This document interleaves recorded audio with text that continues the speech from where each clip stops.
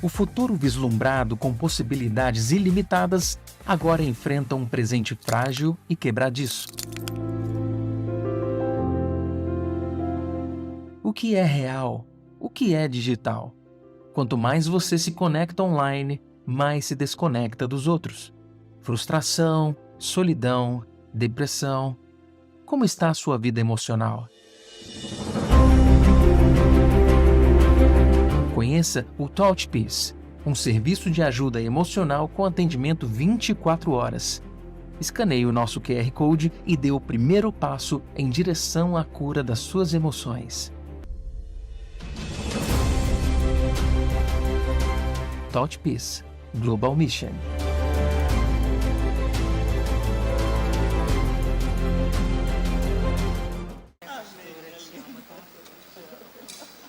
A paz do Senhor, queridos. É tudo sobre Ele, né? Nós somos vasos de barro para que a excelência do poder seja de Deus. E é tão bom a gente ouvir. O Senhor não precisa de nos dar nenhum feedback daquilo que Ele está fazendo. Mas é tão encorajador quando a gente descobre que, apesar das nossas muitas limitações, Ele, por sua graça e misericórdia, usa a nossa disponibilidade para que Ele faça aquilo que só Ele pode fazer em cada coração. Então, eu sou tão grata quando eu escuto esses testemunhos.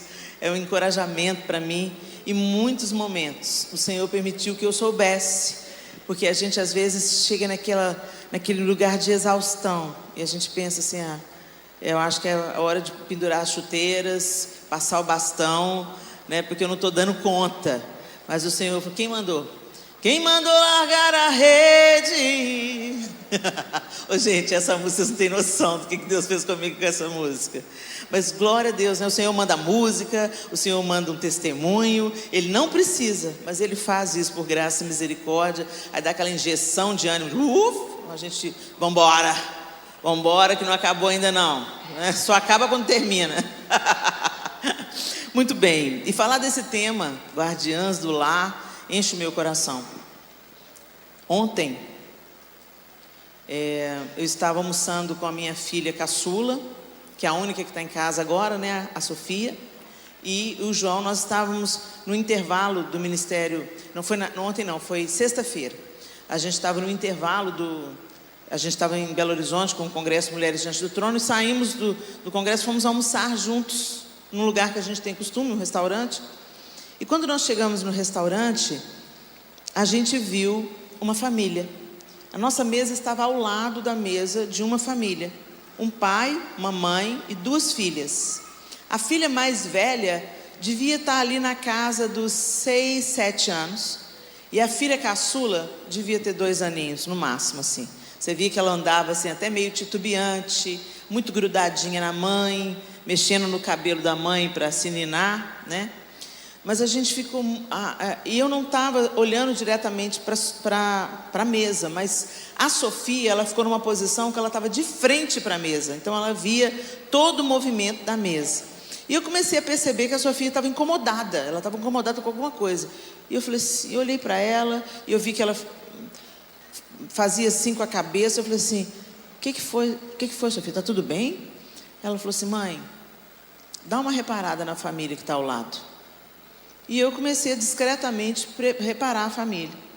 Desde a hora que nós sentamos, eu percebi que quando nós chegamos, o pai estava no telefone celular, conversando com alguém. E a mãe estava no celular, digitando para alguém. E as 2 filhas, chamando a atenção deles. Mamãe, faz isso assim, pede isso assim. E os 2 não davam atenção para a menina. E eu peguei e comecei a prestar atenção. Eu nem precisava de olhar para a mesa. A gente estava bem próximo. Era só prestar um pouco de atenção na conversa. O pai ficou no telefone, pelo tempo que a gente estava ali, mais de meia hora. Ele desligava uma ligação e fazia outra ligação. Ou uma ligação de áudio, ou uma ligação de vídeo. E as filhas mendigando a atenção dos pais. E a mãe teve uma hora que se cansou da filha pedindo a atenção dela, então ela parou de mexer no celular e deu o celular para a filha de 2 anos de idade.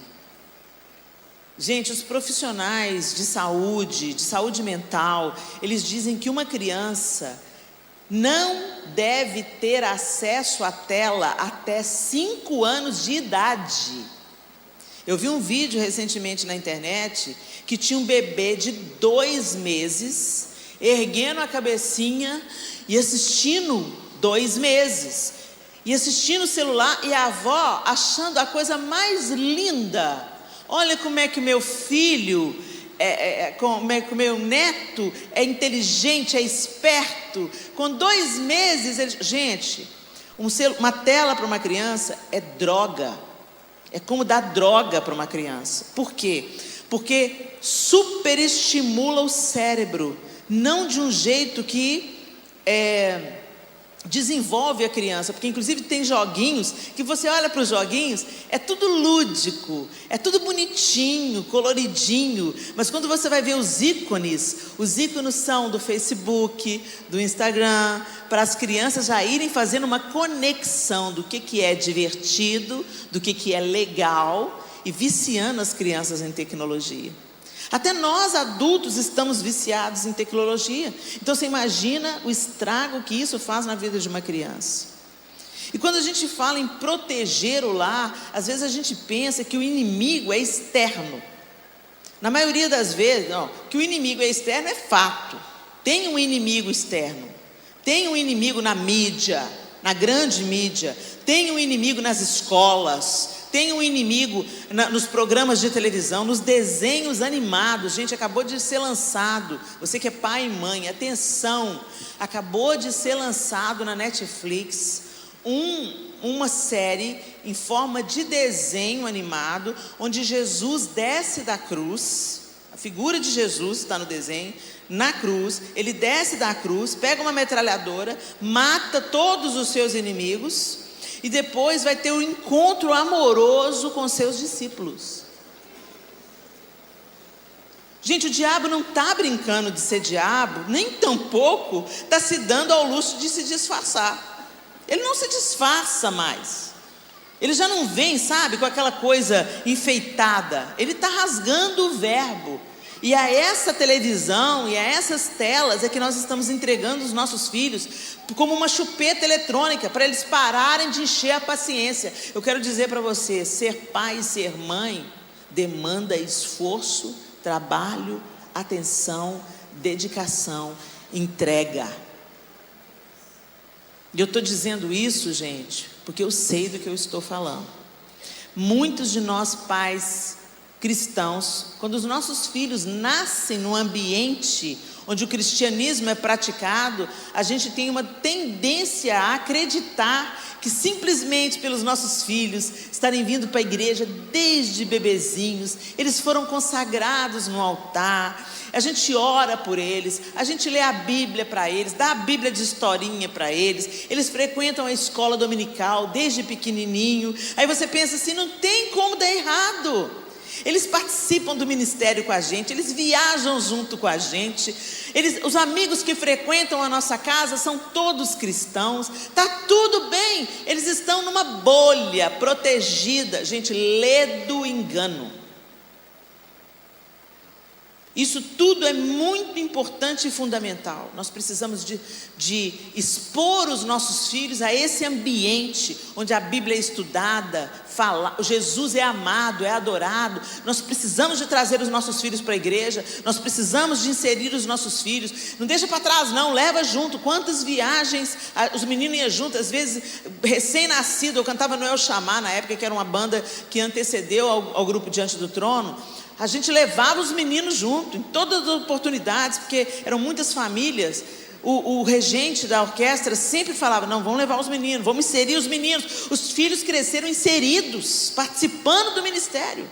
Depois, quando nós fomos para o Diante do Trono, crianças diante do trono, os meus filhos todos participando. O João lendo a Bíblia para eles todo dia, ministrando sobre eles todo dia antes de sair para a escola. Mas isso só não é suficiente. Nós precisamos de orar para que o Espírito Santo convença os nossos filhos da justiça, do pecado e do juízo, porque Deus não tem netos. Deus não tem neto. Eu nasci num berço evangélico, bom para o berço que já é evangélico. Mas eu quero te dizer uma coisa: se o seu filho ter nascido na igreja, não significa que a vitória está ganha. Significa que ele está num ambiente favorável, mas ele precisa nascer de novo. Ele precisa ter uma experiência pessoal com o Salvador. A gente prepara, pavimenta o caminho, mas a gente tem que gerar espiritualmente. E me faltou isso. Eu acreditei que só por eles estarem expostos, às vezes a gente estava orando, eles choravam, eles se quebrantavam. Não é suficiente. É só parte do trabalho. Nós precisamos de gerar os nossos filhos com os joelhos. Eu quero trazer para vocês aqui uma guardiã. Eu queria que você abrisse a sua Bíblia em Êxodo capítulo 2. Guardiã, como já foi dito aqui, é uma pessoa que guarda ou cuida de algo ou de alguém. Pessoa que tem por missão acompanhar outra para defender de qualquer agressão. Guarda-costas. E quando eu olhei para aquela família, eu vi que aquelas crianças estavam sem guarda-costas, sem cobertura, sem proteção, porque os pais estavam muito provavelmente exaustos. Às vezes exaustos porque trabalham, tem uma jornada de trabalho intensa. Muitos que não precisam de uma jornada de trabalho intensa, mas entra na roda do hamster, que precisa de competir com um amigo, que tem o carro que troca todo ano, que põe o filho numa escola melhor, que veste o tênis de marca, que vai para férias na Disney. Tem muita gente que trabalha para comer, mas tem muita gente que trabalha para aparecer. Tem muita gente que trabalha, que se entrega ao trabalho por amor ao dinheiro, por cobiça, por ganância. E esses não ficarão impunes. E mesmo pessoas que trabalham muito pela pura necessidade, há uma necessidade de organização, de ministração para esses filhos, e de cobri-los com a nossa oração, e de discipulá-los, e de amá-los. Nossos filhos precisam se sentir amados. Mas eu não quero falar apenas para mães e pais aqui. Eu quero falar também para pessoas que vivem dentro de um contexto de família, que vivem em um lar. Você mora com alguém? Quem é que mora sozinho? 1, 2, 3, 4, 5, 6. No auditório como esse, 6 pessoas moram, 7, 8, 9, 10. 10 pessoas no auditório como esse, 11, 12, lá atrás. 12 pessoas no auditório como esse moram sozinhas. Aí você pensa assim, beleza, não precisa guardar nada. Precisa guardar você. Porque quando você está sozinho, você pensa assim, graças a Deus. Não, você está mais vulnerável, porque a Bíblia diz que é melhor serem 2 do que 1. Porque se um cair, o outro levanta. E eu não estou falando só de casamento não, gente. Eu não quero trazer para solteiros aqui o peso, né? O peso gospel. Você já casou? Não casou não? Vai ficar pra titia. Ô, gente, para com esse papo. Para com esse papo. Deus não tem um casamento para todo mundo não. O casamento é projeto de Deus. Mas o próprio apóstolo Paulo disse, se você não vive abrasado, que não se case, para cuidar das coisas do Senhor, para se apaixonar pelo Senhor, para servir ao Senhor com mais liberalidade. E tem gente que quer isso. Ele vive bem, sabe? Tem gente que tem problema, está lidando com lutas na sexualidade. A gente pensa, vai casar, vai resolver. Não faça isso. Não faça isso. Primeiro a gente resolve problema, depois a gente entra num casamento. Você não usa uma pessoa para tentar resolver o seu problema. Você resolve o seu problema diante de Deus, e se Ele tem isso para você, Ele vai te dar essa atração por alguém do sexo oposto, e Ele vai promover o encontro. Mas nem todo mundo vence essa luta, nem todo mundo passa por isso. E aí vai se apaixonar e vai se envolver com o Senhor, porque se você não envolver com o Senhor, você vai beijar a boca do capeta. Não tem meio termo, gente. Ou a gente se envolve com Deus, ou o diabo não está desperdiçando mão de obra, não. Ele recruta mesmo. Então vocês que vivem sozinhos, muitas vezes vieram para trabalhar, para uma circunstância de trabalho, às vezes tem um relacionamento difícil com a família de origem, né? E aí é mais fácil a gente ter aquelas só as visitas de final de semana do que viver debaixo do mesmo teto que viver em pé de guerra, né? Porque onde tem briga também, gente, tem sempre um lado orgulhoso, né? Então, se você que vive sozinho por circunstâncias alheias à sua vontade, você precisa de se conectar com pessoas, não se isolar, mesmo morando sozinho, e cuidar de ser a guardiã do seu lar, porque você está lá. Cuidar de você. Cuidar do relacionamento com Deus. Vamos lá. Êxodo, capítulo 2, diz assim: por essa época, que época? No capítulo anterior, tá aquele episódio de que o faraó, temendo o crescimento do povo do Egito, mandou lançar ao Nilo todo bebê do sexo masculino. Ele temia, as meninas podiam viver, mas os homens não, porque ele temia que numericamente esses homens superassem o exército dele e se voltassem contra o próprio povo egípcio, não é? Então ele mandou matar os meninos. Por essa época, quando estava acontecendo isso, um homem e uma mulher da tribo de Levi se casaram. A mulher engravidou e deu à luz um menino. Eu estou usando a linguagem NVT, tá, gente? Então, às vezes está um pouco diferente da sua, é a nova versão transformadora. A mulher engravidou e deu à luz um menino. Viu que era um lindo bebê e o escondeu por 3 meses. Quando não conseguia mais escondê-lo, pegou um cesto feito de juncos, de papiro, e o revestiu com betume e piche. Acomodou o bebê no cesto e o colocou entre os juncos à margem do rio Nilo.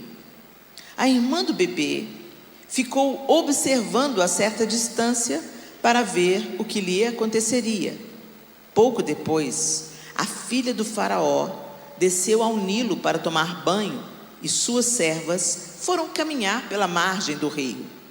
Quando a princesa viu o cesto entre os juncos, mandou sua serva buscá-lo. Ao abrir o cesto, a princesa viu o bebê. O menino chorava e ela sentiu pena dele. Deve ser um dos meninos hebreus, disse ela. Então, a irmã do menino se aproximou e perguntou à princesa: a senhora quer que eu chame uma mulher hebreia para amamentar o bebê? Quero, respondeu a princesa. A moça foi e chamou a mãe do bebê. A princesa disse à mãe do bebê: leve este menino e amamente-o para mim. Eu pagarei por sua ajuda. A mulher levou o bebê para casa e o amamentou. Quando o menino cresceu, ela o levou de volta à filha de Faraó, que o adotou como seu próprio filho. A princesa o chamou de Moisés, pois disse: eu o tirei da água. Vamos até aí. A gente conhece tanto essa história, e embora o texto não diga para a gente o nome de quem é a mãe de Moisés, outros textos nos contam o nome dela. Números 26, capítulo 59, diz assim: Joquebede, e a esposa de Arão se chamava Joquebede. Joquebede é o nome da mãe de Moisés. A esposa de Arão se chamava Joquebede. Ela também era descendente de Levi, nascida entre os levitas na casa do Egito.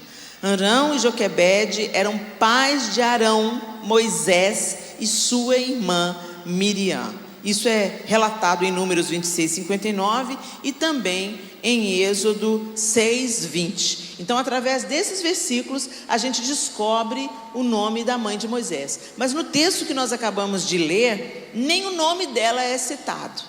Tão interessante isso. E aí a gente vê esse contexto que a gente já leu algumas vezes, a gente já conhece a história, mas eu quero chamar a atenção de vocês para alguns detalhes. A ordem era qual? Jogar os bebês onde? No Nilo.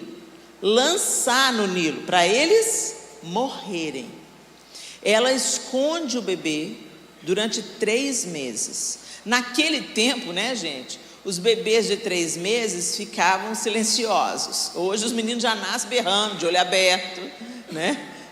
Eu lembro assim que quando eu era criança, os bebês nasciam de olhos fechados, de mãos fechadas, ficava tudo enroladinho, igual um pacotinho, tinha cueiro, aqui no Rio também chamava cueiro, faixinha no umbigo. Hoje os meninos com 10 dias já estão só de fralda esperneando, né?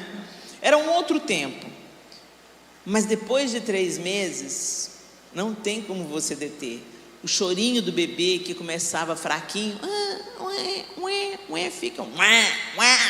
fica alto, não dava para esconder, e ela com certeza ficou temerosa. Então o que ela fez? Ela preparou um cesto.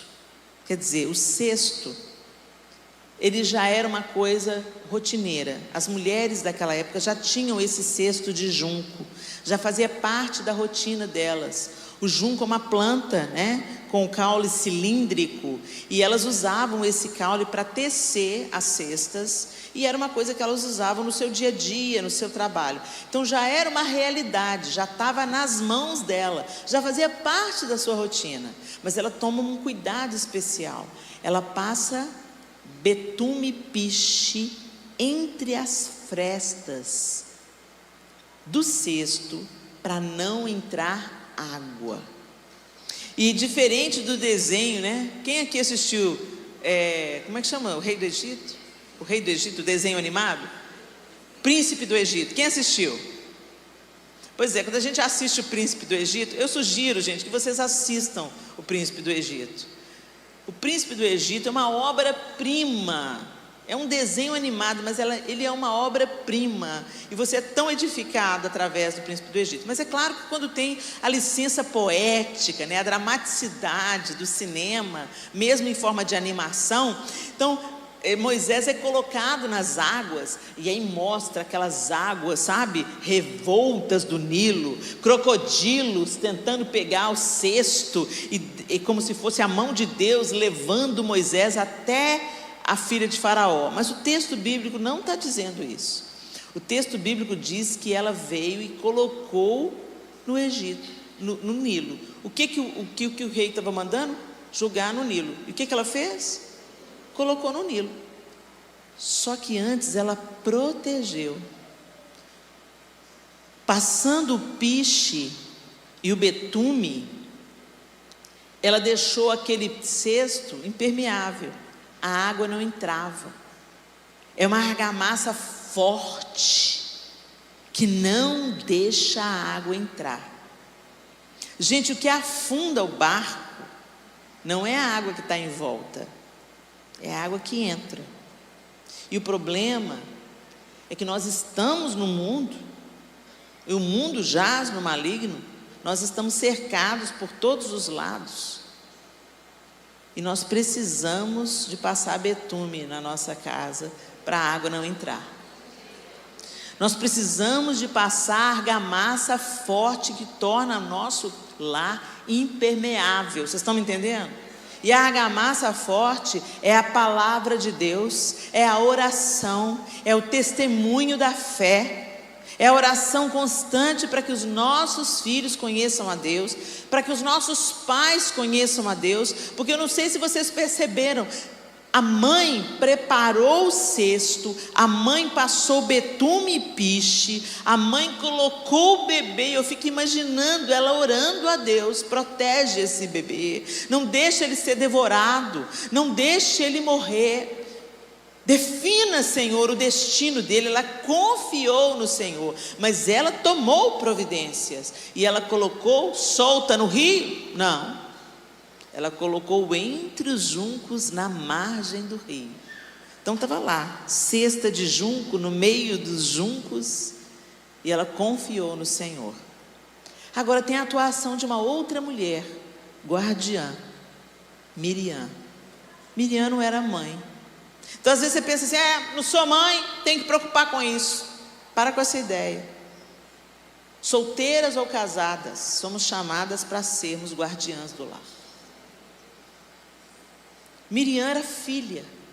Miriam era irmã de Moisés, mas ela ficou vigiando o que ia. Não fala de Joquebede, não fala se Joquebede mandou Miriam, pelo menos nas versões que eu procurei, não fala que Joquebede deu uma ordem para Miriam, vigia o seu irmão para ver o que vai acontecer. Fala que foi uma iniciativa de Miriam, que Miriam ficou de longe, observando, vigiando, para proteger o irmão. Então nós somos guardiãs do lar, mesmo quando nós não temos filhos. Nós podemos ter uma atuação de guardiãs como irmãs. Nós podemos ter uma atuação de guardiãs do lar como filhas. Meu pai e minha mãe são muito doidão. Então que você seja a guardiã do lar. Que você ore pelos seus pais. Que você clame a Deus até que os seus pais encontrem Jesus. Às vezes você mora só com a sua mãe, carne de pescoço, implicante. Ela diz que é crente, mas as atitudes dela não condizem com aquilo que ela diz. Você foi chamada para ser a guardiã do lar. Você tem entendimento? Você tem temor de Deus? Então você pode entrar na brecha que a sua mãe não tem condição de ocupar. Você pode se posicionar como filha e orar pela sua mãe para que ela tenha uma revelação do alto, para que ela tenha uma conversão genuína, ao invés de ficar falando mal da sua mãe para suas amigas. Vocês estão entendendo, gente? É uma responsabilidade de todas nós. Miriam não era casada, Miriam provavelmente era uma pré-adolescente, mas ela ficou ali no lugar certo. E olha o que ela faz, o que o texto diz que ela faz? Ela fica observando. Aí a filha de Faraó, olha Deus aí, tem uma parte do trabalho que cabe a nós, e tem uma parte do trabalho que cabe a Deus. Não está escrito na Bíblia, faça a sua parte, eu te ajudarei, tá, gente? Isso é ditado popular, mas está escrito na Bíblia que nós podemos e nós precisamos de orar uns pelos outros, nós precisamos de vigiar em todo o tempo, e que nós precisamos de aliviar as cargas uns dos outros. Nós podemos nos posicionar. Por exemplo, Jesus, quando ressuscitou Lázaro, ele tinha poder, ele tinha ressuscitado Lázaro. Você acha que ele tinha poder para remover a pedra? Era só ele fazer assim com a mão, ó. A pedra ia voar longe, ia ser até mais cinematográfico, mais impressionante. A pedra voou, né? Não, mas ele falou, retirem a pedra. Tem uma parte que é Deus que faz, e tem outra parte que Ele nos concede fazer. Deus não precisa do nosso dinheiro. Nós é que precisamos exercer a generosidade, porque o generoso prosperará. Quando nós damos o dízimo e a oferta, não é porque Deus precisa do nosso dinheiro, é porque nós é que precisamos ser libertos do espírito de mamon. Nós é que precisamos colocar no lugar devido a ganância, a cobiça, o egoísmo, e entender que nós somos chamados para transbordar, não só com o nosso dinheiro, mas com os nossos dons, com os nossos talentos, com o nosso tempo. A gente nasceu para conceder para o outro, e o individualismo ele está na contramão do cristianismo. O cristão não é individualista, o cristão é generoso, o cristão compartilha, assim como Deus amou o mundo de tal maneira e deu o seu Filho unigênito, assim como Jesus deu a própria vida, nós como filhos de Deus herdamos o DNA, nós então somos chamados também para dar. conceder tempo, conceder perdão, conceder o café com óleos nos olhos para que a pessoa seja consolada, emprestar os nossos ouvidos para que as pessoas se sintam acolhidas, emprestar o nosso tempo, compartilhar as nossas roupas, abrir a nossa casa, compartilhar o nosso carro, dando carona para aquela pessoa que mora longe. Nós não somos chamados para ser egoístas, o egoísmo adoece. Mas a generosidade faz a gente prosperar e avançar em todas as áreas.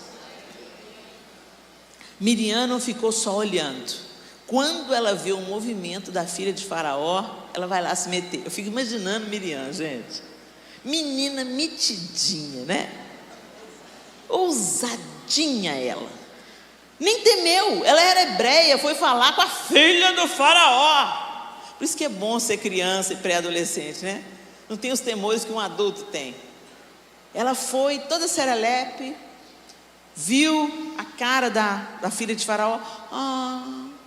Está chorando, deve ser dos hebreus.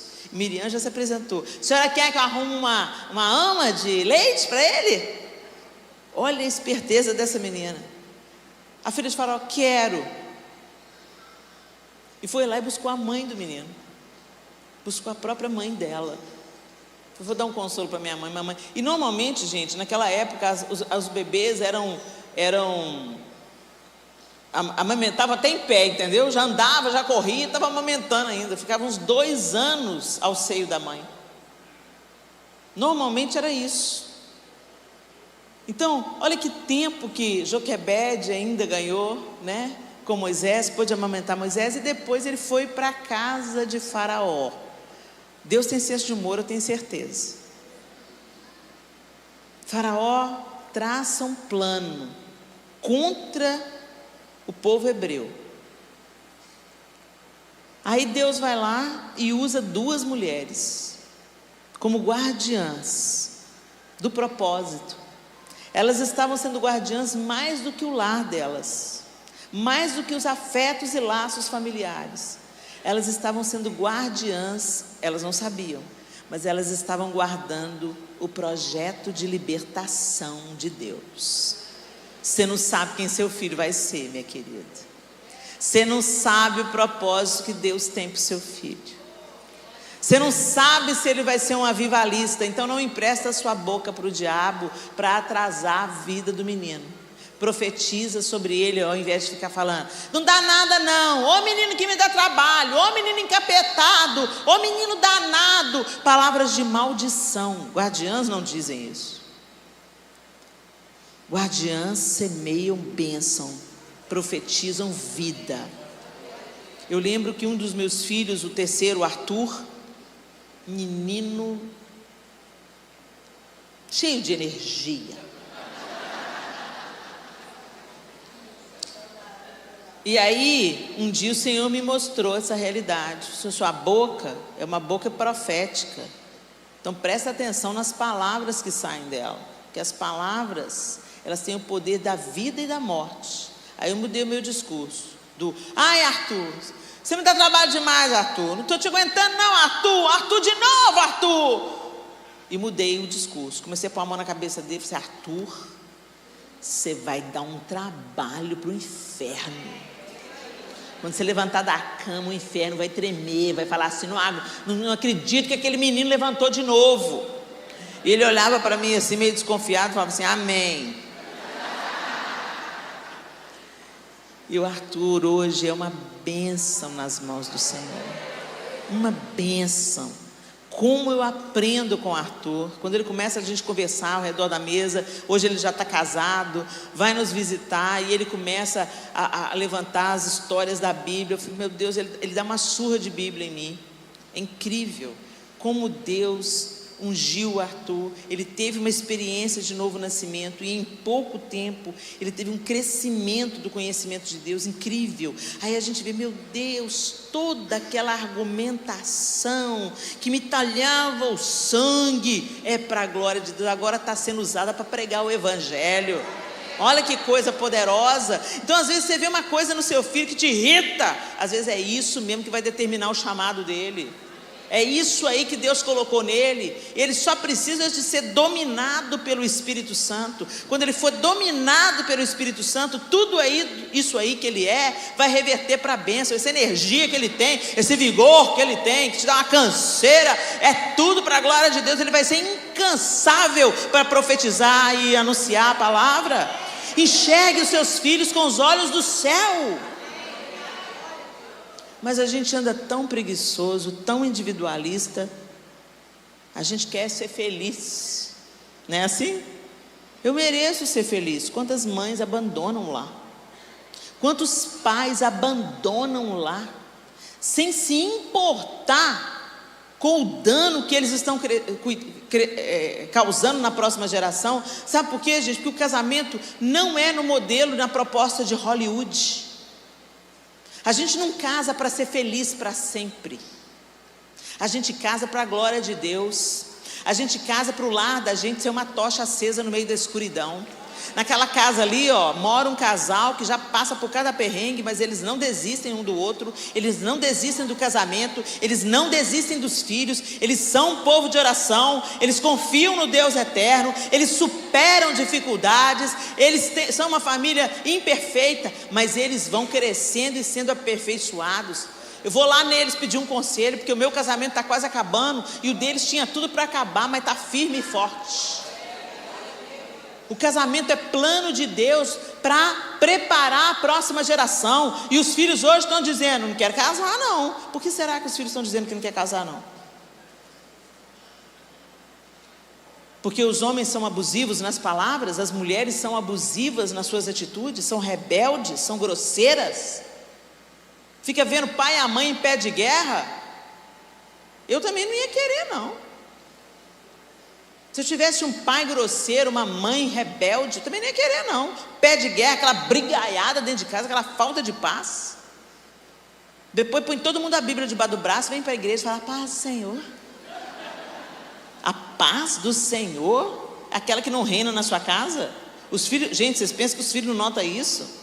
Eles olham para o pai e para a mãe da igreja, olham para o pai e da mãe de casa, e quero meu pai e a mãe da igreja. Isso podia ser sempre assim. Hipocrisia. A gente põe a máscara social quando vem para a igreja, assume o crenteza, a paz do Senhor. O pastor pede: olha, eu estou precisando de uma ornamentação. Pode deixar, pastor, eu faço ornamentação. Em casa o marido pede: frita um ovo para mim. Ô filha, frita um ovo para mim, não sou sua empregada, você tem mão. Jesus falou que se a gente quer ser grande no reino de Deus, que a gente deve servir. A gente não serve os de casa, mas quer servir no reino de Deus. Tem umas mulheres que chegam para mim e falam assim: Helena, o que eu faço? Eu tenho um chamado ministerial, mas meu marido não me libera. E eu falei assim: começa a cumprir o seu chamado ministerial em casa. Serve o seu marido antes de servir a igreja. Cuida do seu marido e dos seus filhos antes de cuidar do povo da igreja. Porque se ele estiver resistindo ao que Deus quer fazer em você, meu filho, Nabal foi fichinha para Deus. Nabal era o marido de Abigail, que era uma mulher sábia, e Nabal era um homem tolo. Abotoou o paletó, bateu com a caçuleta, faleceu. E a Bíblia diz assim: Deus o matou. A Bíblia diz que Deus matou Nabal. E aí Abigail virou o quê? Esposa de Davi.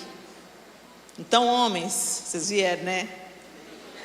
Não mandei vocês virem. Hashtag fica a dica: não sejam Nabal na vida da sua casa, na vida da sua esposa, na vida dos seus filhos. E outra: não, não, Helena, eu sou o cooperador lá em casa, eu ajudo muito minha mulher. Não, homem não ajuda. Homem é pai, homem é esposo. Tem uma parte que cabe ao pai fazer. Você não é menos homem quando você troca fralda. Você não é menos homem quando você dá banho nos seus filhos. Hoje tantas crianças estão sendo abusadas pelos próprios pais. Pai, deixa eu dizer para você, Você é o primeiro referencial de Deus que as suas crianças vão ter. O seu relacionamento com seu filho vai dar uma referência para elas, para se relacionar com Deus. Porque o que a gente diz? Deus é pai. Se a gente diz para o filho, Deus é pai, ela olha para o pai dela, e ele é abusivo nas palavras, na violência, e inclusive abusivo sexualmente, que Deus que elas vão conhecer. Eu fui visitar um trabalho, uma obra da Visão Mundial, lá em Pernambuco, na época que as crianças estavam nascendo com microcefalia por causa do Zika vírus. E eu fui conversar com aquelas mães tão sofridas, que sonharam com um filho, que prepararam a gestação, e o filho nasceu com microcefalia. Todas elas abandonadas pelo marido. Jesus mandou vocês amarem sua esposa como Cristo ama a igreja. Jesus não abandona. Jesus não trai. Jesus não é infiel. Jesus não é mentiroso. Jesus não só nega nenhum bem à sua noiva. Esse é o padrão, homens. E não se engane, quando vocês são homens mesmo, no sentido mais amplo da palavra, homem, porque homem não é só ser do sexo masculino. Homem fala de integridade, de hombridade, de coragem. Hoje eu entrei lá no quarto e o João foi imediatamente para o banheiro, foi tomar um banho, e quando eu fui fechar a cortina da janela, tinha uma esperança, um louva-a-Deus verde, e o bicho era grande, quase pus a mão nele. Mulher é o quê? Meu Deus, como é que eu vou dormir com esse bicho aqui dentro? Aí a menina veio me entregar um ferro de passar roupa. O João ia demorar no banheiro. Eu falei assim, não quero ficar com esse bicho aqui dentro. Você vai começar a pular aqui dentro desse quarto, meu Deus. O bicho pula alto. Eu peguei, a menina veio entregar o ferro. Eu falei assim, querida, você por acaso caça a esperança? Ela ficou olhando para mim tipo assim, o bicho, o inseto. Ela falou assim, por quê? Tá aí? Eu falei assim, tem uma aqui dentro na cortina. Aí ela falou assim, eu não, vou chamar um homem. As doidas da feminista falam que não precisa do homem para nada. Aí elas dirigem nos carros que eles montam, elas dirigem no asfalto que eles fazem, elas moram nas casas que eles constroem, loucas. O esgoto delas, quando dá problema, é um homem que se mete lá para resolver o problema do esgoto. Quem recolhe o lixo na casa dela é homem. Graças a Deus pelos homens. Aleluia pelos homens. Constrói os prédios? Homem.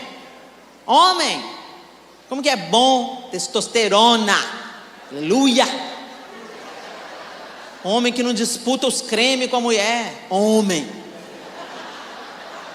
Bom demais, Jesus. Tem nada contra o homem ser cuidadoso, né? Cheiroso, como o meu é. Mas ele é homem. Teve um dia desses que eu gritei com uma lagartixa. Eu tenho pavor de lagartixa. Estava na minha casa estendendo a roupa e alguma coisa caiu na minha cabeça. Eu pensei que era lagartixa. Quando eu pensei, dei um grito agudo, alto. Quando eu penso que não, João descendo a escada para a nossa área de serviço, com a vassoura e com o chinelo na mão. Cadê? Eu falei assim, meu cavaleiro da armadura reluzente. É lindo quando os homens ocupam o lugar de homem, não só para matar bicho, entrar em esgoto, construir prédio, mas quando o homem é aquele que tem uma palavra firme, sem ser abusivo, é aquele que promove proteção, é aquele que provê. Hoje os homens não querem pagar a conta, não. Vamos dividir a conta? E o que nós fizemos? Como é que eles ficaram assim? A gente não precisa de homem para nada. Fale por você, querida. Não me envolva nesse movimento. Sou muito feliz de prestar contas ao meu marido, de agradar o meu marido, porque o movimento é duplo. É uma via de mão dupla. Ele cuida de mim, ele me protege, ele me promove, ele me abençoa, ele impõe as mãos sobre mim para eu pregar, ele me empodera, ele me dá asas, que ele não precisa de temer. Alguém perguntou para ele assim: você não se importa da sua mulher se destacar mais do que você? Não entenderam nada. Eu só me destaco por causa dele. Eu só me destaco porque ele me autoriza.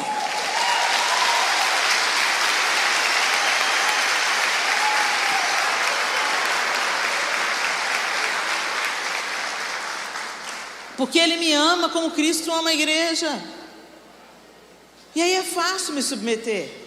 Não é um fardo, não é pesado.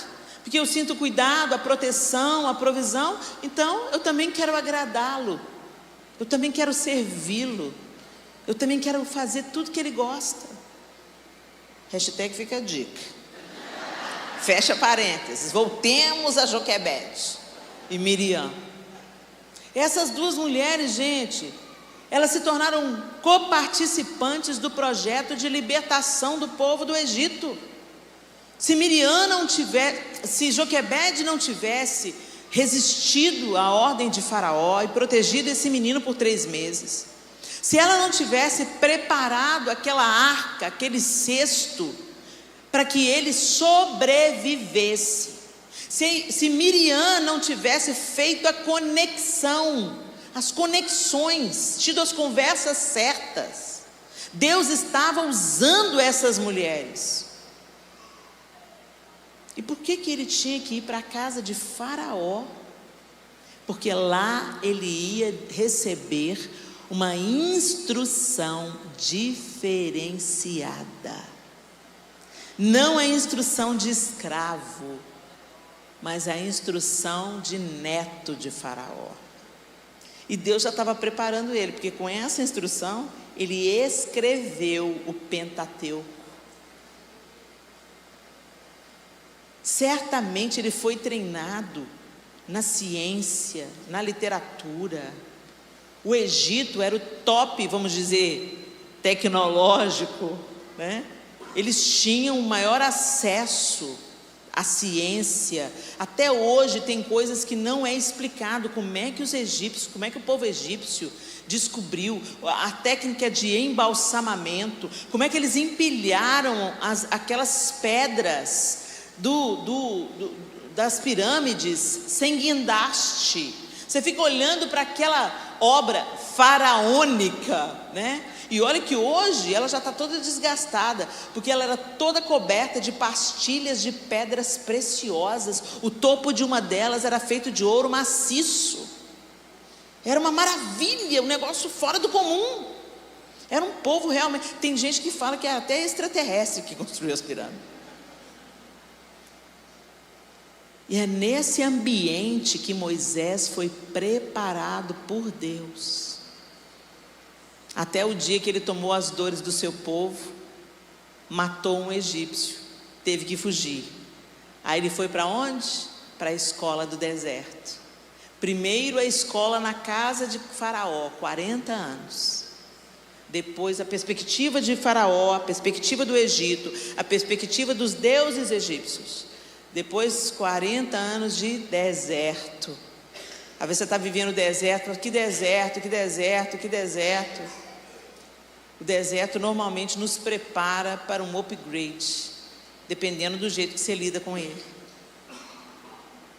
E foi por causa desse deserto de 40 anos como pastor, no deserto, que Deus se apresenta a ele pessoalmente, numa sarça flamejante, e diz para ele: eu sou, vá. Ele estava tão inseguro, tão amedrontado. Eu sou preso de língua. A gente não sabe se ele era gago, se ele era fanho. A gente não sabe o que ele tinha, mas ele tinha uma dificuldade de fala. Mas a autoridade do Deus Todo-Poderoso estava sobre ele. E a gente olha para Moisés, a gente vê como Deus usou Moisés, as palavras que Deus liberou sobre Moisés, que ele era um homem sábio, que ele era um homem manso. Mas a gente esquece que Deus usou 3 mulheres no processo. Joquebede, a mãe, Miriam, a irmã, e a filha de Faraó, a mulher que se compadeceu. Quando ela abriu o cesto e viu um bebê hebreu, ela devia falar: joga na água, meu pai mandou jogar. Mas ela viu que ele era hebreu e ela se compadeceu, se afeiçoou.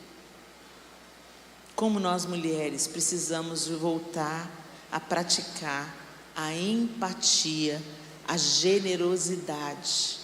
Eu fui ver o conceito, né, no dicionário, como eu já disse para vocês, e um dos conceitos que está lá no dicionário, quer ver? Porque é guardiã do lar, né? Guardiã, pessoa que tem por missão acompanhar outra para defender de qualquer agressão. Guarda-costas, Miriam, né? Guarda-costas, ficou lá. O que está acontecendo com ele? E lar, olha o que é isso, o lar. Casa de habitação, família, pátria, instituição que presta serviço de acolhimento. Então por isso que você escuta o lar das vovós, o lar das crianças, né? E o que caracteriza esses lares, ou deveria caracterizar? O acolhimento. A guardiã do lar é acolhedora. E foi isso que a filha de Faraó fez. Ela acolheu. E depois que ele desmamou, ele foi para a casa dela e ela criou como se fosse seu próprio filho. Como nós estamos vivendo, meus irmãos e irmãs? Como eu disse, a gente acredita que o inferno, ele investe nos nossos filhos quando eles vão para a escola. Aí as mães estão falando: vamos ter homeschooling, vamos criar os meninos em casa, porque na escola não está dando não. Essas ideologias falsas estão tomando os nossos filhos. Gente, uma hora ou outra os nossos filhos vão ter que sair da bolha. Uma hora ou outra. E aí, você segura o seu filho até a universidade. Quando ele entra na universidade, ele está completamente despreparado. Nós temos que colocar os nossos filhos no Nilo. Mas eles não vão para o Nilo de qualquer jeito. Eles vão com oração, eles vão com jejum. Eu lembro quando o Arthur entrou na Universidade Federal, ele não tinha nascido de novo ainda, e ele foi fazer história na Universidade Federal de Minas Gerais, o Covil. E eu falei: Deus, tem misericórdia. Eu já luto com uma, Senhor, não dou conta, não tem força para lutar com dois. Senhor, tem misericórdia. Entra com o teu milagre, Jesus. E o Senhor entrou com o milagre. E hoje ele é conhecido lá dentro da faculdade como o cristão, de uma forma pejorativa. Ah, lá vem o cristão. Fala, cristão! Mas ele está lá, sendo testemunha. Eu falo com ele: meu filho, quando você andar pelo campus, ore. Fala: Senhor, transforma esse lugar, manda um avivamento para esse lugar. Senhor, manda professores, manda profissionais da educação, cheios do teu Espírito Santo. Senhor, sabe, às vezes você não vai ver a colheita, mas as orações não ficam soltas no ar não, gente. Deus está ouvindo as nossas orações e no tempo adequado Ele vai atendê-las, porque é para a glória dEle, não é para a glória de ninguém, é para a glória dEle. É para que o inferno seja saqueado. Então a gente tem que se mover em oração. Passou em frente a uma universidade federal, estende a sua mão: Senhor, manda professores cheios do teu Espírito Santo. Manda, Senhor, um corpo docente com cristãos genuínos. Senhor, em nome de Jesus, prospera os clubinhos nas universidades, aquelas reuniões de cristãos. Senhor, faz uma colheita, aviva esse povo, tira o véu do entendimento, transforma conforme o teu querer. Vai orando, vai orando, vai orando, que uma hora a gente vê a resposta. E se a gente não vê, a gente está plantando uma semente para gerações futuras. Não subestime o poder da oração. Essa é uma maneira de ser guardião. Essa é uma maneira de defender aquilo que tem que ser defendido. Agora, dura coisa é quando o diabo, ao invés de encontrar na nossa casa guardiões e guardiãs, encontra seus cooperadores. O filho está dando muito trabalho. Mamãe vai ligar um filminho para você. Toma aqui o tablet. O menino está gritando no banco de trás do carro. Toma, meu filho, toma. Assiste o desenho aí. Só quando você para assistir os desenhos, gente, as mensagens subliminares são cada vez mais evidentes. Nem subliminares são declaradas. Se interesse, participe, fiscalize, ore pelos seus filhos, abençoe os seus filhos, unja os seus filhos, antes de enviá-los para o Nilo. Passa o betume, passa o piche, vê se a cesta está forte, coloca no lugar adequado, não solta em qualquer lugar não, coloca no lugar mais protegido possível, e deixa Deus fazer o que Ele faz. Enquanto os nossos filhos estão na escola, ore. Enquanto os seus pais estão pensando em divorciar, ore. Você pensa, gente, está tendo muito divórcio de gente na terceira idade. Pais que já estão com 40 anos de casado, 30 anos de casado. Você pensa, já passou a pior parte. Não, estão partindo para o divórcio. Você, como filha, pode se erguer como um guardião do lar, orando pelo casamento dos seus pais. Você pode ser uma Miriam na vida do seu irmão, aquele seu irmão que está com problema de alcoolismo, aquele seu irmão que está pegando todas, e você fala assim só, meu irmão, gente, vai ser tão bom quando Jesus entrar, mas você não faz nada, você não ora por ele, você não jejua por ele, você não dá testemunho para ele, você não diz umas verdades na lata dele quando você precisa falar. Ser guardião é assumir a nossa posição, é pegar a nossa parte e é fazê-la com zelo e não com preguiça, não com desleixo. A palavra de Deus diz: maldito é aquele que faz a obra do Senhor relaxadamente. A sua família é obra do Senhor, o seu primeiro ministério é a sua casa. Seja bênção em casa primeiro. Quando Jesus instrui os discípulos: sereis minhas testemunhas, tanto em Jerusalém, como em toda a Judéia, Samaria e aos confins da terra. Primeiro começa em Jerusalém, primeiro começa onde você vive. Nós negligenciamos os nossos filhos, somos duros demais, impacientes demais. A gente tem sorrisos para as pessoas de fora. Com os filhos dos outros, a gente tem maior paciência. O menino chega na sua casa, pula no seu sofá de R$6.000, e você está com sangue talhado, mas você busca força onde você não tem, e fala assim: ô meu bebê, desce daí, você pode ficar aí, fazer dodói. Mas se é o seu filho da mesma idade, que gosta da ideia e sobe quando a criança vai embora, desce daí agora. Você sabe quanto que custou esse sofá? Gente, a gente precisa de trazer o melhor para a nossa casa, para depois transbordar e a gente não ser hipócrita. A visita chega, você põe a mesa posta, linda, guardanapo de pano, flores, taça. Dependendo da visita, você põe taça. E a galera da sua casa está comendo com um copo de massa de tomate e a toalha manchada. Não tem nada contra copo de massa de tomate, gente. Mas se é o que você tem, glória a Deus, é o que você tem. Faça o seu melhor, põe lá o copinho de massa de tomate, põe uma toalha limpinha, pega umas flores no jardim, coloca lá, faz com carinho. Não é sobre o que você coloca na mesa, é sobre colocar o melhor para os de fora e o pior para os de dentro. Para o patrão: eu preciso de alguém para fazer hora extra. Posso fazer, eu dou conta. Ah, você pode ficar, filho? Você tem filho? Não, eu sou uma profissional. Aí quando o filho fala: mamãe, faz macarrão para mim. Ah não, filho, estou muito cansada, hoje eu vou pedir delivery. Ah, não, filho, não vou fazer macarrão hoje não. Ah, não, a cozinha já está limpa, já está lavada. Ah, faz muita sujeira. É nessas pequenas coisas que a gente demonstra se a gente realmente está cuidando. Não, eu levo para a escola dominical.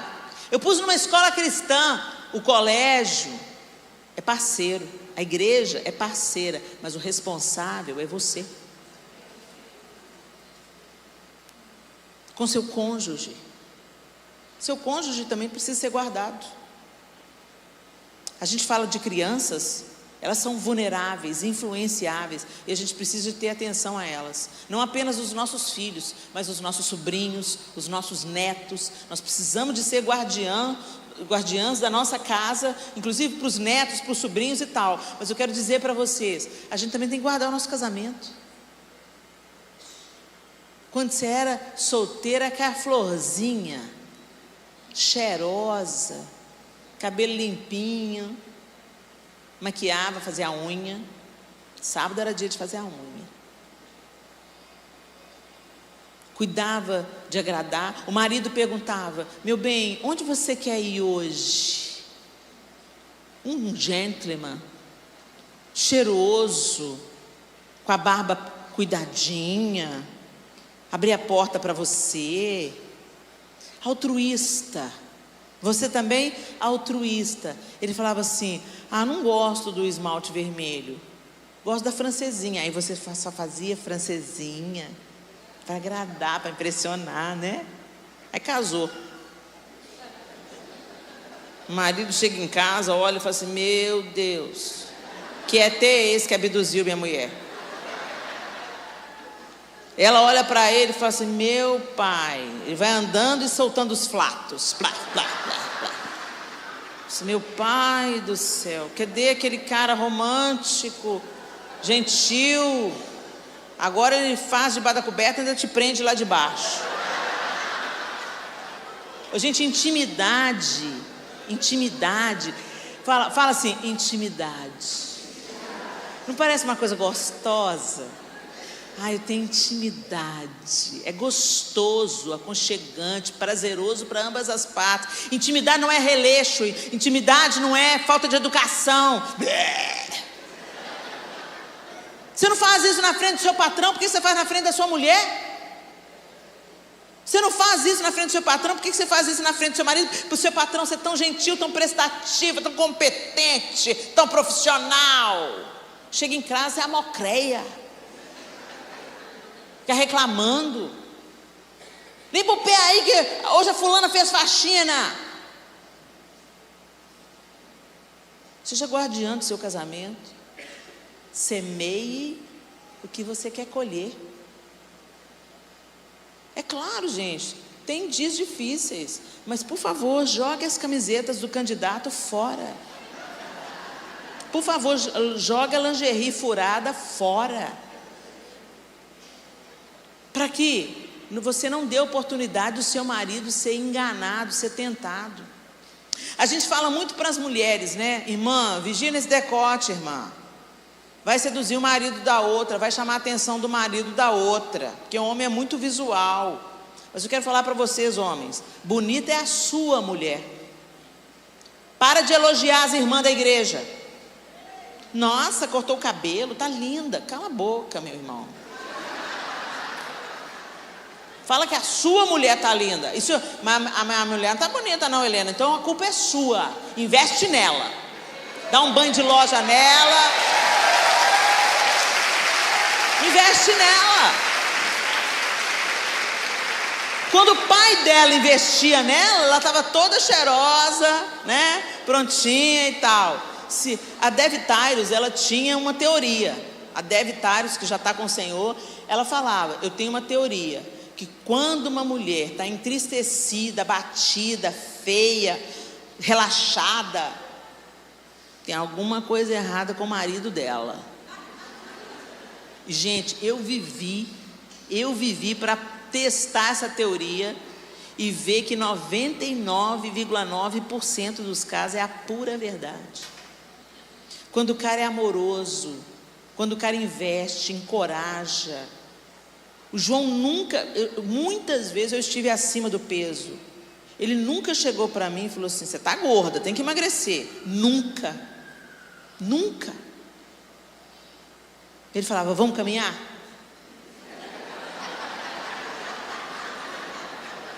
Ao invés de trazer o chocolate no dia da TPM, ele trazia, como é que chama aquele negócio laranjado? Desidratado, que eu gosto. Damasco. Colabora. Aí perdeu 2 quilos. Nossa, meu bem, você perdeu 2 quilos, você está mais linda. Quando ela vestiu uma roupa que ela está uma mocréia, você não fala: você está mocréia. Não, você vira para ela e fala assim: meu bem, essa roupa não está à altura da sua beleza.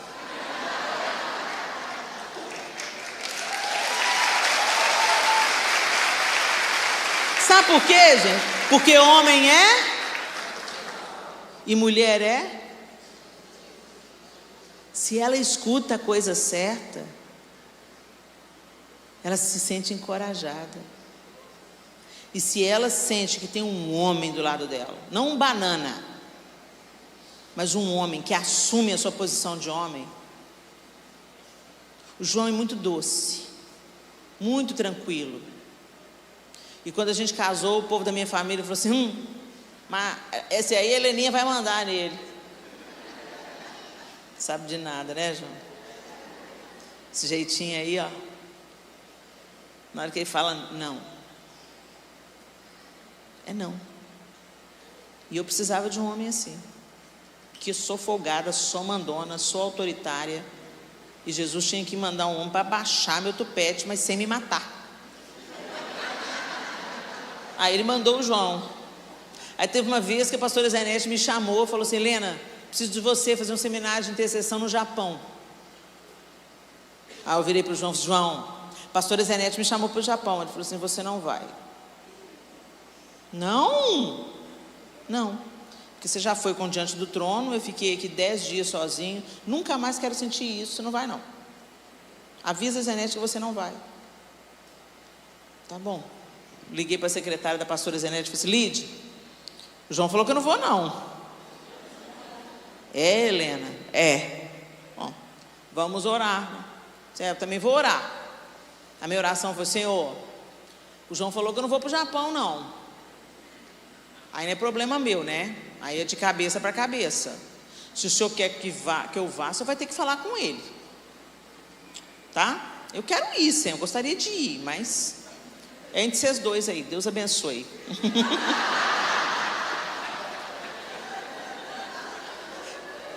Gente, passou uma semana. O João chegou para almoçar, na hora do almoço, ele tinha pouco tempo para almoçar, a comida já tinha que estar na mesa e tudo, já estava tudo prontinho. Ele chegou, primeira coisa que ele chegou, na hora que ele sentou na mesa, disse: Helena, você vai para o Japão. Não estava nem falando no assunto, ele chega do almoço e me solta essa: você vai para o Japão. Eu falei assim: vou? Por quê? Porque Deus falou comigo.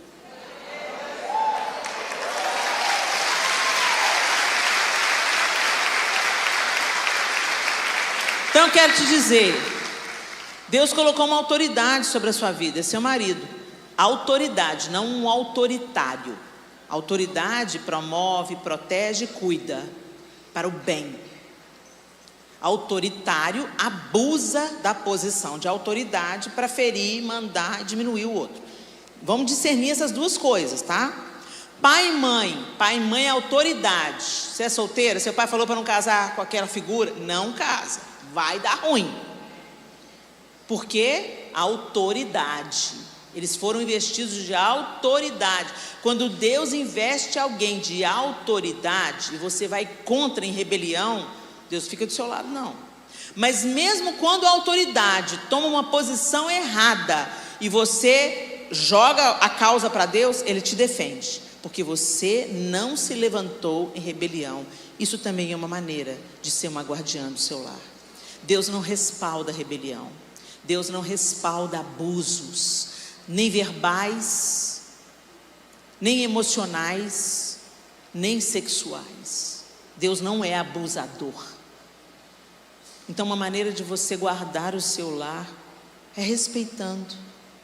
Proteja dos inimigos externos, as falsas ideologias Mentiras que parecem verdades. Você combate uma mentira ensinando a verdade, trazendo à memória a verdade, vivendo a verdade no seu lar. Não é porque todo mundo põe lixo para dentro de casa através da televisão e da internet que você vai se somar a isso, porque todo mundo faz. A porta que leva para a perdição é larga, a que vai à vida é estreita. Então, se a gente quer ter um lar saudável, apesar de todos os desafios que a gente tem, se a gente quer ter um lar saudável, a gente tem que seguir a palavra de Deus e obedecer nas mínimas coisas. Obedecer nas grandes é fácil, porque se você desobedecer vai dar ruim. Se você entrar num adultério, aí vai gerar um escândalo, os filhos piram o cabeção, desestrutura a família inteira, fere a família do cônjuge, fere a família do traidor, todo mundo, você arrebenta um tanto de gente com uma traição.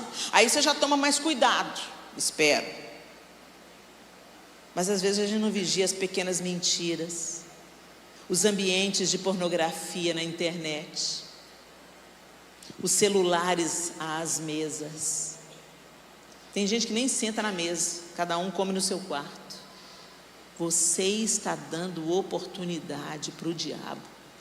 Se você quer guardar o seu lar, fortaleça os laços de afeto. Que o coração dos pais se convertam aos filhos e dos filhos aos pais. Se você mora sozinha, você não é sozinha. Eu conheço pouquíssimas pessoas que não têm ninguém na vida. Você tem um tio, você tem um irmão, você tem um parente. Mantenha o vínculo. Ore por essa pessoa. Não dá para morar junto? Visite de vez em quando. Tome um café. Se encorajem mutuamente. Porque Deus criou a família para glorificar o nome dEle, para preparar a próxima geração e para nos fortalecermos mutuamente. Que em nome de Jesus, meus irmãos, você se apodere do betume e do piche. Que você use o que você já tem nas mãos. A cesta, Joquebede já tinha. Às vezes a gente pensa que precisa de uma coisa extraordinária. Não, use a sua mesa. Use a sua casa, a sua varanda. Fala, vamos comer fora hoje. Põe a mesa do lado de fora no quintal. Tem dinheiro não? Põe a mesa do lado de fora. Arruma a mesa de um jeito diferente. Cria um ambiente para construir memórias, tanto nos seus filhos quanto nos seus cônjuges. Porque no dia da adversidade, as boas memórias vão fortalecer o laço. No dia mal que chegar, porque ele chega. O dia da impaciência chega, o dia da decepção chega, o dia do desemprego chega, o dia da pouca grana chega para todos nós. Mas se os afetos estão sendo nutridos, cuidados, se as boas memórias estão sendo intencionalmente construídas, é só uma tempestade, o barco está forte e Jesus está nele. E lembra, a água que afunda é a água que entra. Não deixa a água entrar no seu barco. Amém? Feche os seus olhos. Eu quero que assim, de olhos fechados, não como um rito religioso, mas de olhos fechados, para que você se concentre naquilo que eu estou te dizendo, para que você não se distraia com nenhum movimento ao redor.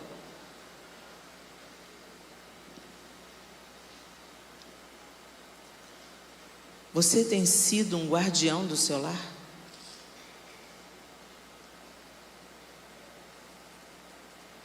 Você ora pelos seus filhos? Você ora pelos seus pais que moram com você? Você ora pelos seus irmãos de sangue?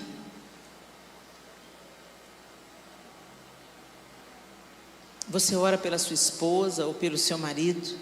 Você tem um tempo de oração diária por eles? Isso é uma maneira de guardar o lar. Você vigia suas palavras? Ou você fala na hora da raiva? Você amaldiçoa? Você desencoraja? Você xinga? Você grita.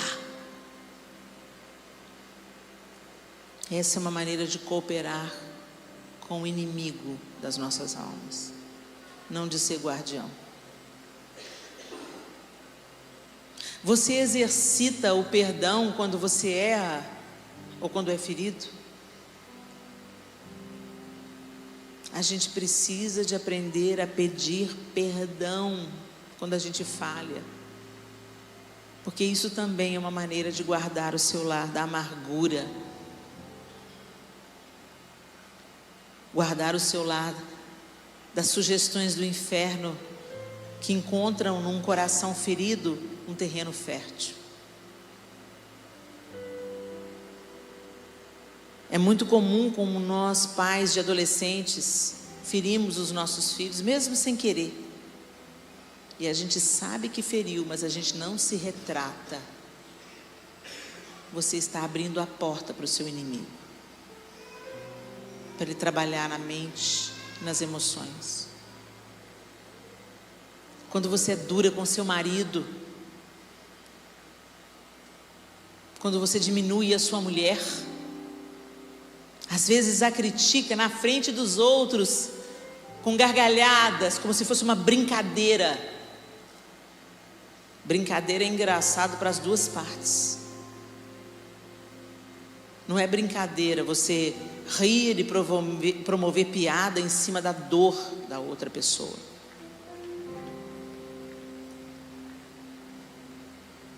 Você mantém um ambiente respeitoso, onde é aberto para o diálogo, a comunicação da sua casa é fomentada para que ela melhore. Você consegue ouvir críticas e tenta reparar as suas falhas, porque às vezes a gente é tão condescendente com as nossas falhas, mas tão duro com as falhas dos outros. Uma característica de um guardião é ser acolhedor, protetor. Ele zela pelo bom andamento, ele zela pela paz. Ele guarda a paz no lar. Sabe aquele ditado, quando um não quer, dois não brigam? Pois é. Nós temos que assumir o lado que aguenta firme e cala para encerrar uma discussão. Não é quem tem a última palavra que vence numa discussão. Quem vence numa discussão é quem sabe se calar voluntariamente para encerrar a discussão, até que os ânimos abaixem e o diálogo pode ser retomado. Conversas difíceis às vezes precisam ser tidas para preservar a paz no lar. Olha, fulano, quando você falou aquilo, você me feriu. Eu não quero mais que você faça isso. Eu não estou aqui te criticando, eu estou aqui te deixando saber o que aconteceu no meu coração quando você falou aquela palavra, quando você teve aquela atitude. Às vezes a pessoa que mora com a gente está ferindo a gente e ela nem sabe. A gente precisa aprender a se comunicar. Essa também é uma forma de nós defendermos a nossa casa. Estabelecermos combinados. Olha, meu amor, na quinta você joga futebol, mas na quarta a gente tem o dia da família, onde a gente vai se divertir juntos. Façam combinados, tratem com gentileza, retomem o altruísmo do namoro. Filho não é empregado, ele precisa ter tarefas para que ele entenda que ele é parte da cooperação para a família. Mas quantos pais abusam dos filhos? Pega água para mim, pega a televisão para mim, busque isso para mim, sai do jogo agora, vai lá chamar fulano. Filhos não são escravos.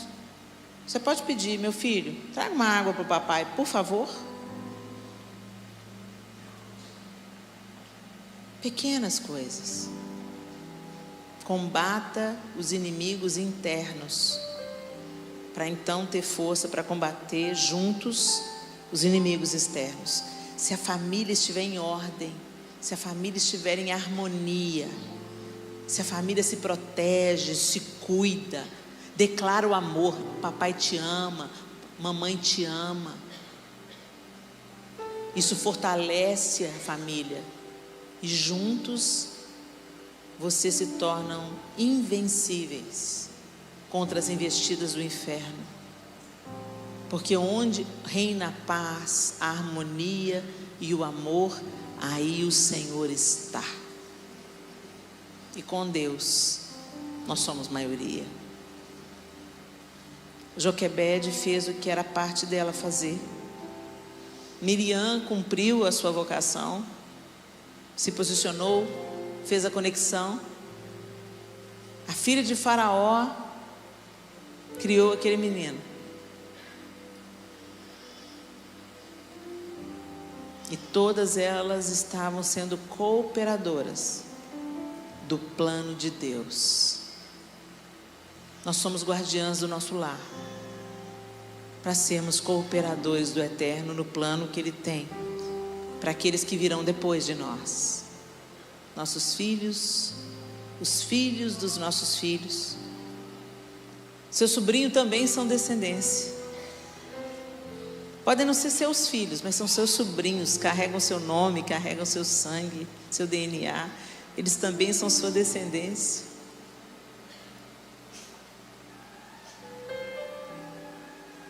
Alguém que você adotou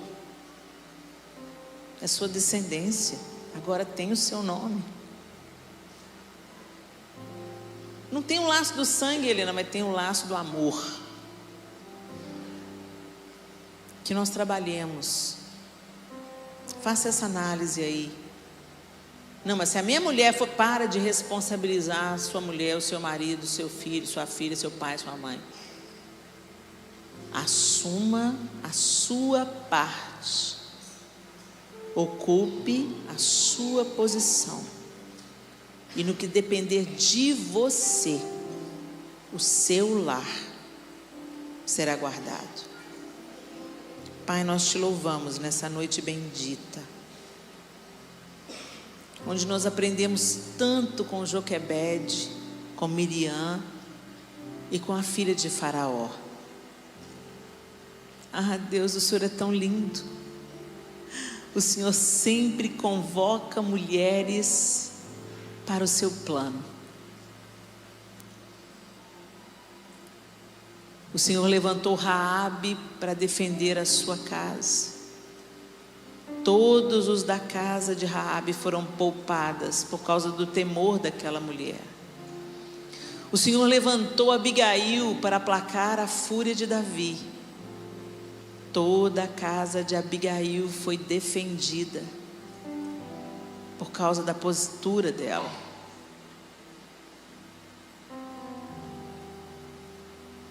O Senhor levantou Jeoseba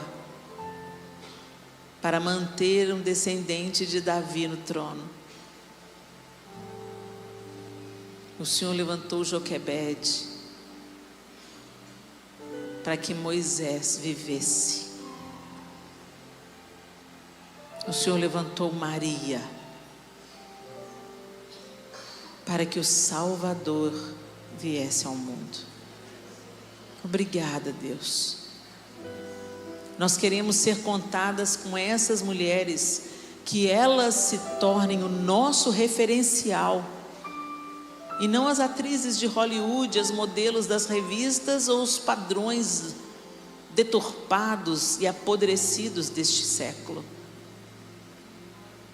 Mas que a gente se torne também uma referência de mulheres de Deus e guardiãs do lar na nossa geração. Ousadamente, rompendo com a preguiça, com a acomodação, com o individualismo e vivendo plenamente a sua vontade e o seu plano. Nós te agradecemos também pelos homens que estão aqui. Que eles também, Senhor, se levantem como Boaz, resgatadores, homens dignos de uma só palavra, integridade, amorosamente protetores, nunca abusivos, apegados ao Senhor e à sua palavra. Que o Senhor restaure aquilo que precisa ser restaurado nessa noite. Que o Senhor reconcilie os corações aqui. Que cada um, ao invés de acusar e julgar na cara do outro o que o outro faz de errado, que cada um faça uma autoanálise